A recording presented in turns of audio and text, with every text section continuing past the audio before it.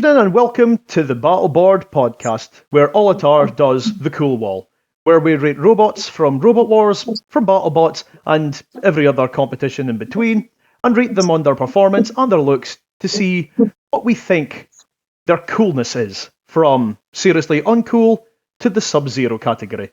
And I'm joined by a friend. Why don't you introduce yourself? Hello, it's been a while since I've done one of these. I'm Oliver. I'm captain of the one-man project that is Mott and Bailey Robotics. I'm formerly of ESC and No More Spinners, and I'm here to help this out. And yeah, hopefully this will be fun. Glad to have you on board, Oliver. So, Yeah. So what are you expecting to see for this initial cool wall? What are you thinking? Well, I mean, for those who don't know, who are somehow painfully unaware of the global mega hit that was Top Gear, there was this segment called the Cool Wall, where they would take random cars and decide how cool they were. And we thought, why not do this with robots? So I'm expecting a bit of chaos because neither you nor I know what the robots are yet. Exactly. In fact, how this is going to work is I have been given an envelope with a bunch of random names from Robot Wars from as far back as Series 1, the classic Wars, possibly some of the reboot, and maybe a bit of BattleBots in between. This particular envelope actually comes from my father. So, although his knowledge of robots isn't as vast as some of ours, he has given me around 20 names to pick from. So all I can say is this is going to be interesting. And if it goes horribly wrong, we know who to blame.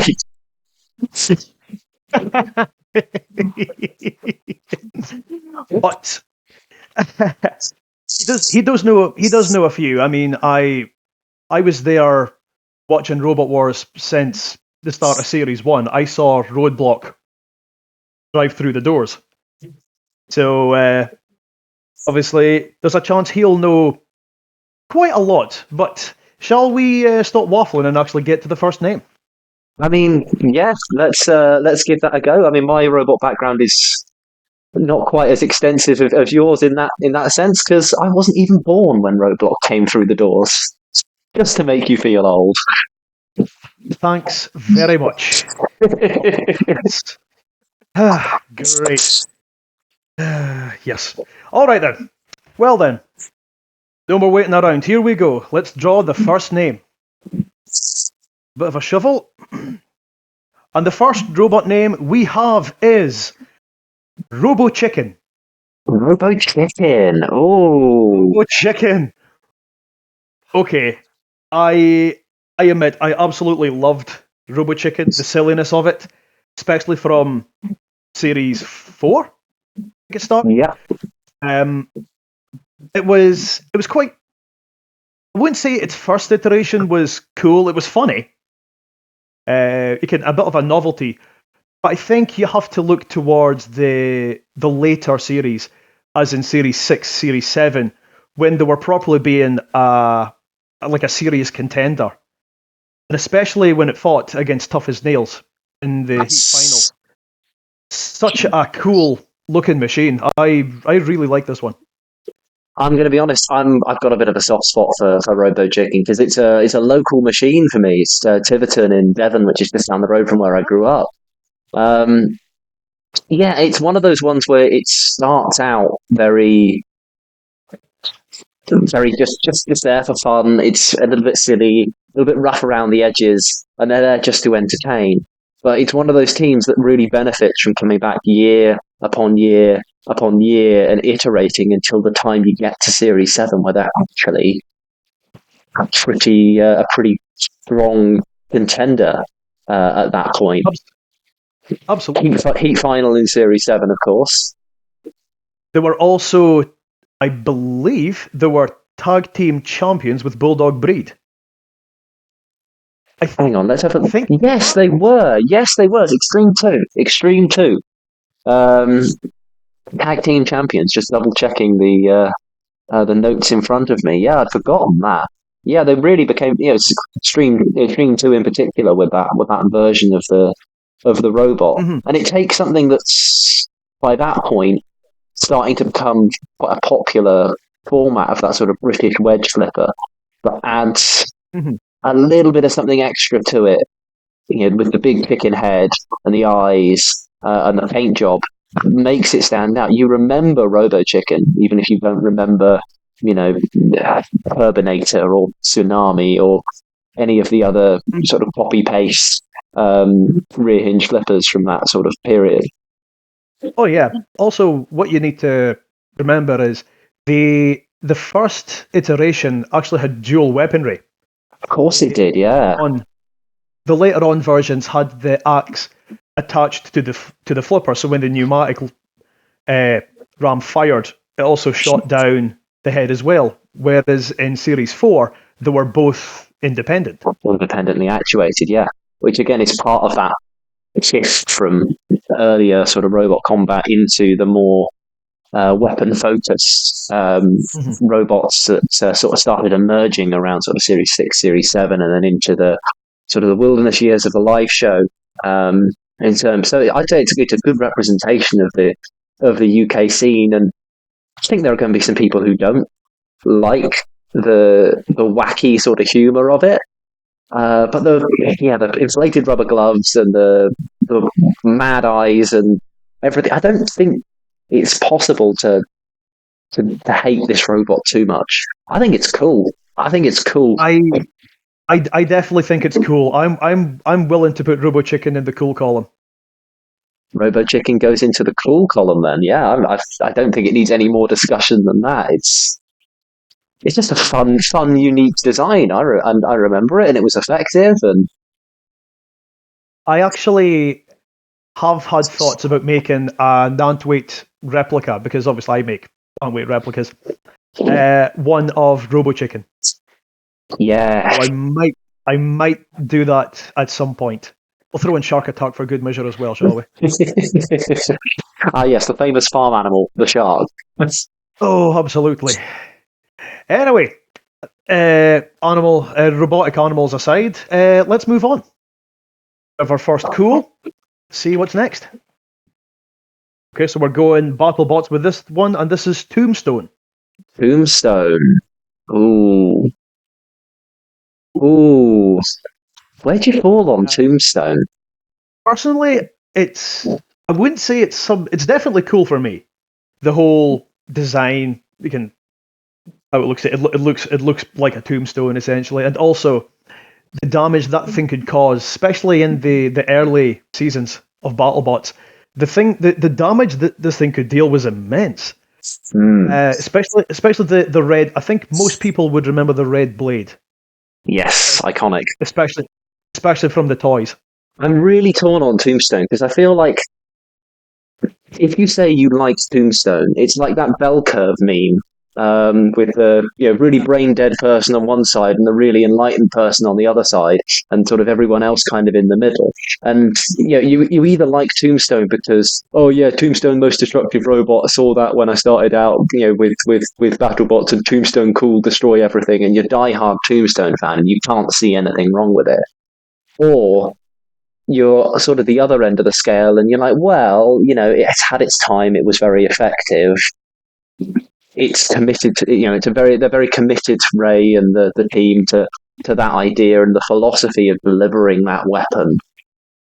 And I after all this time, I sort of respect it. But then sort of anyone in the middle is like, oh no, I hate Tombstone, it's fallen off, it's not as good anymore, Tantrum is so much cooler, or Hydra is so much cooler, or Endgame, or Sawblaze, or any of the other robots that have sort of come back since then and taken titles.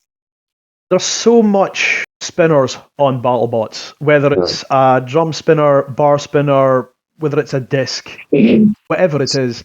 But as you said, there are others that do so much more damage. I mean, if we take, for example, Endgame.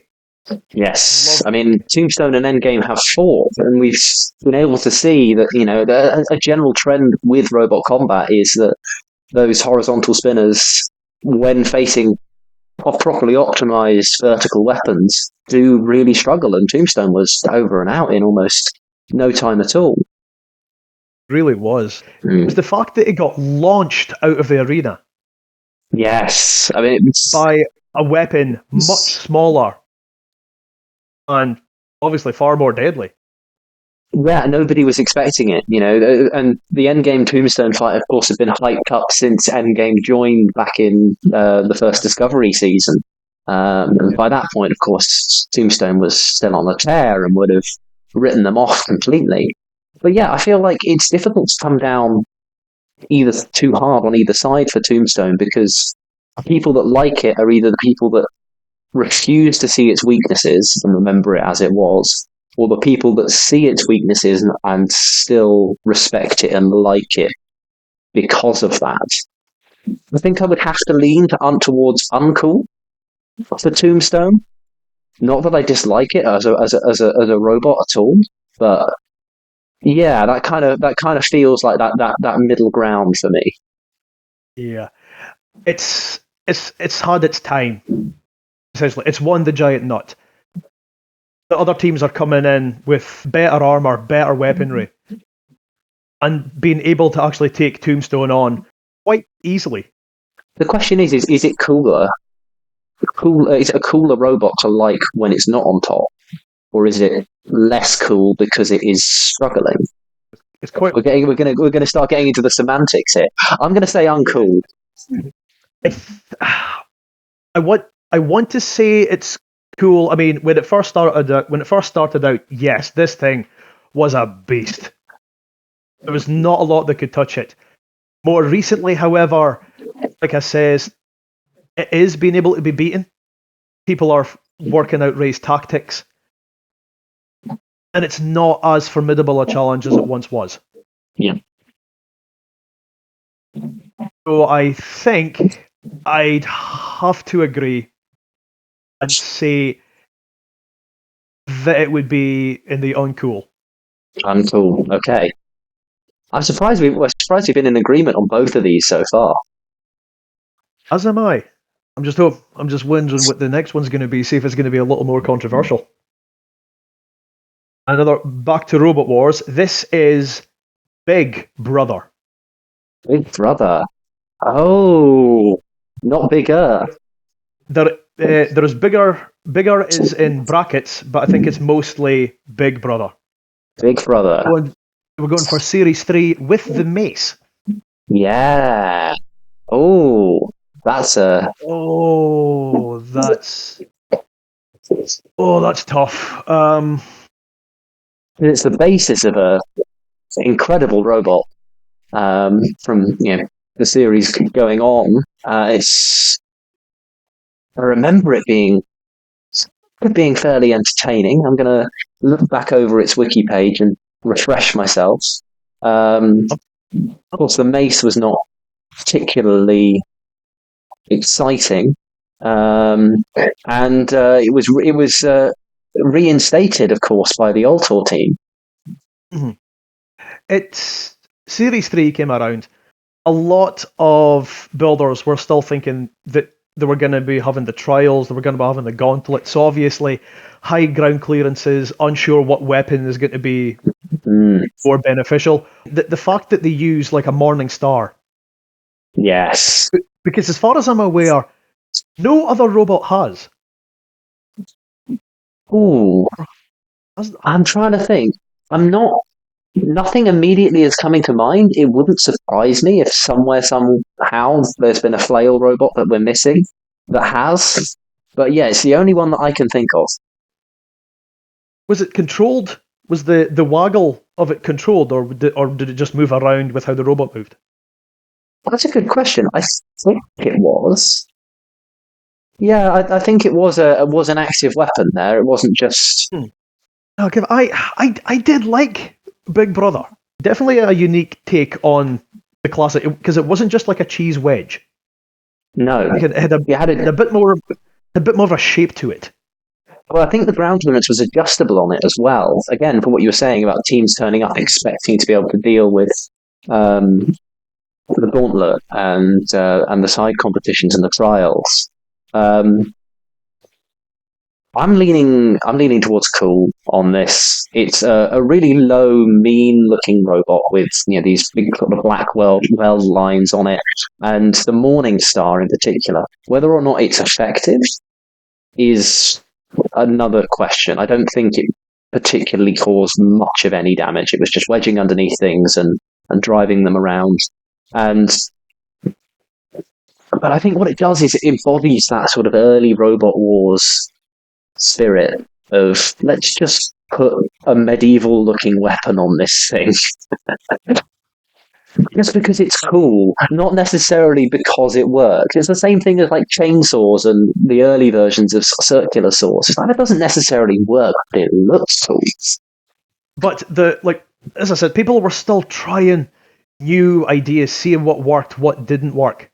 So like Series 3 was kind of a bit like a training ground. And then when it comes to Series 4, the weapons are more refined. There's a lot more lifters, flippers, axes, flywheels. The Series 3 has this sort of wild west of unique ideas that don't really show up anywhere else. The robots are just refined enough to start being effective, but not quite refined enough that they all start converging on the same design ideas. Yeah, I think Big Brother is cool. I do. If somebody says to me, "Oh yeah, my favorite Series 3 robot is Big Brother," I might question them about it. I'll say, "Well, what about Hypnodisc or Steg or the Big Cheese or Chaos 2?" But if they say it, I will respect them for it. As would I. I'm willing to put that into the cool. Into the cool it goes with. What's the first robot we touched on? I've already forgotten. With Robo Chicken and Big Brother. Yes. I'd be willing to move Big Brother further along the sort of the cool section. Yes. I would say so. Okay.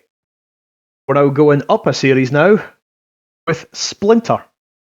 Splinter. Oh, okay. Splinter, I mean, we were just having this conversation about effective weaponry and people trying out new things. And this was the equivalent of a control bot pretty early on. Yeah. I don't know that it was intended to be a control bot, at least initially, but splitting the power of your pneumatic system over the 3 axes meant they were a lot more, like you say, sort of grabbing arms rather than damaging arms. Yes. They didn't introduce the axe until Series 5. So this is true. You didn't really get to see it an awful lot. I think for that you would probably need to look at its Annihilator in Extreme 1. Yep. But it definitely got more hits in with the axe.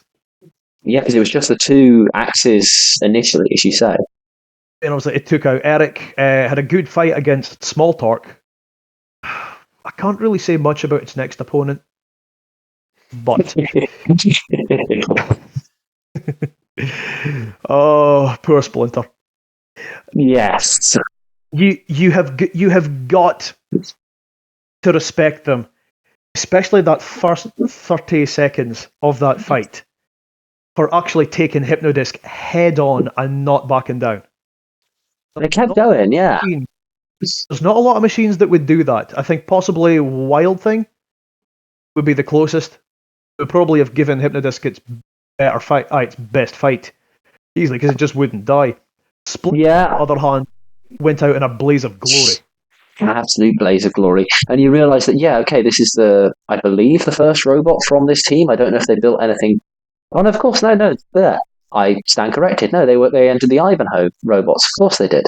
Yes, they did. Yeah, so the third robot from this team. So maybe I can be a bit harsher in asking Plastic Oil Drum for a wedge after we've just seen a whole series of Hypnodiscs tearing through the fields. I feel that was only going to end one way. I respect the dual arms and the control that it was able to achieve over robots like Eric. But yeah, Hypnodisc just took it to bits, didn't it? It really did. I just want to go back a minute. How do you mean it was the third robot? If this is Team Ivanhoe. Yes, so they did the first two Ivanhoe robots. They had Ivanhoe. First, I had Ivanhoe, and then there was an Ivanhoe 2 that didn't make it into the Third Wars. Ah, right, okay. So, give me your thoughts on Splinter. Then, where would you like to place it? I would put it in cool. Really? Yes, because yes, it's not a destructive design. It's more of just like a push bot than it is anything else. But if you're able to build something that can go up against, for example, Kilohertz, you're able to withstand Hypnodisc for the first few moments of a battle. That's got to be worth something. I'd say, yeah, I think it is worth something, but I would also counter that in that Splinter, I think, is only remembered because of Hypnodisc. Because it was destroyed by this big horizontal spinner in such a memorable fashion at such a memorable point in the competition, would it have the widespread knowledge and recognition that it does if it weren't for that Hypnodisc guy?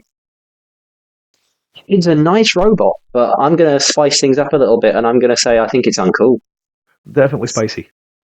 Definitely spicy. I don't dislike it, but I think for the purposes of this, it's uncool. As much as I don't want to, you have made a few good points.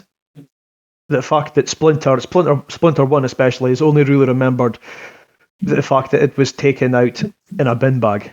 But you've justified it pretty well. I'm going to have to go with that and put it in the uncool.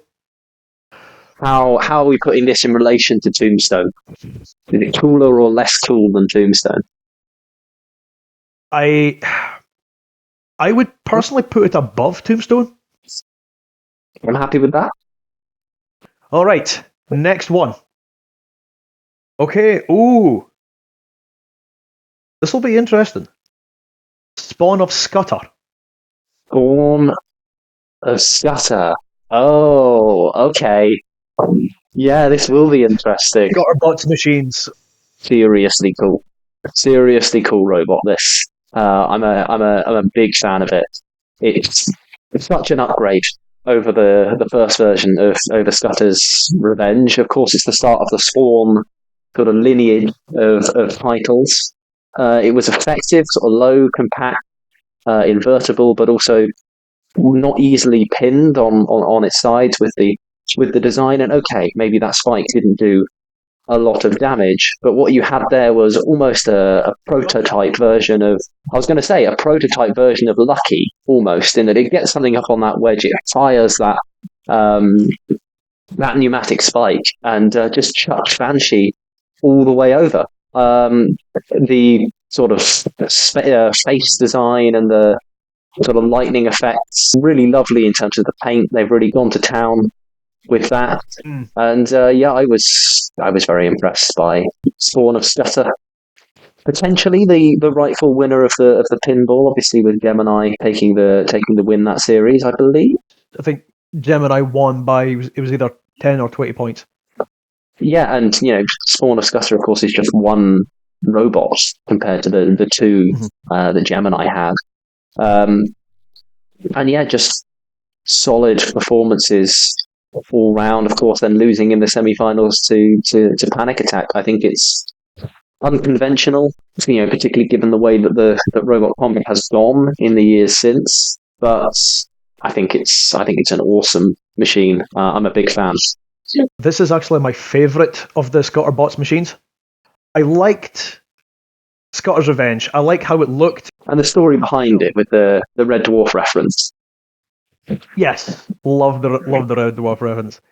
I did like it, but clearly with Spawn of Scudder, it was a vast improvement. So yeah, massively. As you said, it was compact. The colour was nice. The artwork was nice. The spike was different. Being able to come out from the forehead rather than just like straight across. That flip on Banshee was such an epic moment when it just threw it them. Probably the moment for it, and of course it was just outclassed by Panic Attack by the time it got to the semi-finals, which is just a robot doing that sort of control thing so much better. But that I don't think takes away from the cool factor of this robot. They even had spikes on the wheels for extra grip, just in case there was like a fluid spill, like a hydraulic fluid spill or whatever. They would still be able to keep traction on the floor. Yeah, and that's become quite a brilliant idea. Yeah, that's become quite a popular thing now in things like NHRL, isn't it? A lot of robots using cleats on the wooden floor to gain traction. Of course, Robot Wars having a wooden floor all the way back then. This design was just stunning. I absolutely loved it. It's not. I'm not saying that I didn't love the others. I just think that Spawn of Scuttle definitely outmatches them, outclasses them by far. It does, because Spawn Again has it's a little bit. It is almost the prototype for that Rip Flipper that we were talking about earlier, and I give it credit for that. But they had so much trouble with it, Series 6 and Series 7 in particular, and it's just impossible to put it as high as this is Spawn Again, as high as it deserves to be, how much potential as there was in that design, because technical gremlins always took them from it, whereas Spawn of Scuttle, it's that sweet point where they've got a robot that works really well. It looks cool, it's unique, it has a original function, and it was fairly successful. There's 2 points I'd like to bring up. Team Scutterbots entered a different robot every series until Series 6 and Series 7, where they used Spawn again. And they just sort of upgraded the weapon. I'm surprised. I think they were new. I think there were new builds of Spawn Again each year. I think definitely the Series 7 one was. They were, but they weren't like completely different, if you know what I mean. No, that is true. Scutter's Revenge just had the plow at the front. Spawn Again was a 4-wheel drive Rambot, essentially. Spawn Again was a giant wedge with a flipper. I'm surprised that if they were going to keep going with design, why they decided to go with Spawn Again. I mean, it was a good robot. I just think it could be better. I'm also surprised it didn't try to upgrade Spawn of Scuttle, because I think it could have done so much better. That is a fair point, but of course you've got to remember that Spawn Again did do fairly well. It made it to the semi-final stage in Series 5, and it was... Who did it lose to in Series 5? It was Razor. I was about to say, remember, they made consecutive semi-finals. Yeah, they limped 3, 4, 5, and 6. I'm not going to talk about 6. Yeah, I'd rather not. They limped through in Series 6, but I think, there's a lot of potential, unrealised potential in Spawn Again, because look at how popular that design became, the pyramid rear-hinged flipper. Even if they didn't realise the full potential of it, I would have loved to have seen an upgraded version of Spawn of Scuttle, of course I would. But I am willing to definitely put the Series 4 Spawn of Scuttle into the Sub-Zero column. I agree, Sub-Zero it is, which makes it the first robot to make it into Sub-Zero. There we go. So, Spawn of Scuttle, as you said, that's our first Sub-Zero, and I think we may as well end it on a high note. Wrapping up the inaugural episode with a Sub-Zero pick. Well, I hope your audience enjoys this. We've got a whole envelope full of suggestions from Papa Olatar to fill out this this battle board with. I'm gonna call him that. See what he thinks. So he's given us quite a few names, so we've got a lot to get through.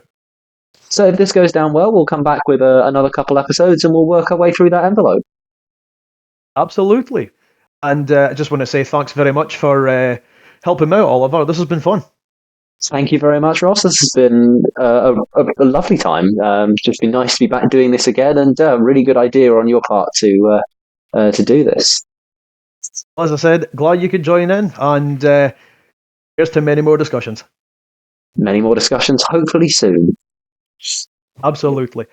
Well, thank you very much for listening to the Battleboard podcast. We will see how we get on, and if you like this, if you want to hear some more of our thoughts about different robots, whether they're cool or uncool, please let us know in the comments. You could even say how you think we should have put these, if you think we were wrong, or do you have any interesting points? Please, we'd love to see them. But that'll do for now. Thank you very much for watching. I've been Olitar. And I've been Oliver. And we will see you in the next one. Bye.